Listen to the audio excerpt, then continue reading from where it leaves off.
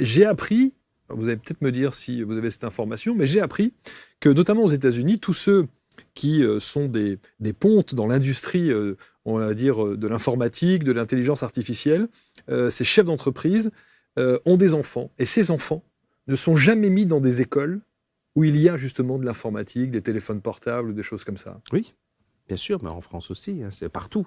En Chine, au Japon, bien sûr, ils sont aux premières loges pour voir les effets secondaires. Les dégâts. Le problème, il est que notre cerveau a besoin d'être constamment sollicité.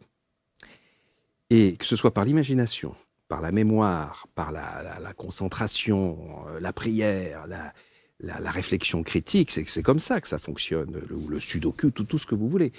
Mais, et le plaisir aussi, très important. Lorsque tout à coup vous attendez une réponse toute faite, vous ne demandez plus à votre cerveau de faire le boulot.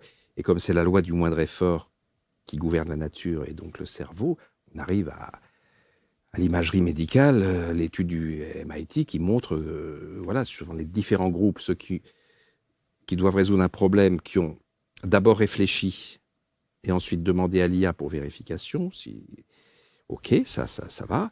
Ceux qui ont travaillé directement avec l'IA, qui attendent la réponse, donc là déjà il y a des connexions qui se font plus dans le cerveau, il y a des zones qui s'éteignent, et puis surtout les gens ne se souviennent plus de ce qu'ils ont fait. C'est-à-dire que quand une réponse ne vient pas de votre réflexion, de votre que vous n'avez pas travaillé, que vous n'avez pas douté, que vous n'avez pas remis en question la perspective, ça se fixe pas, quoi. Et bon, c'est le syndrome de la calculette.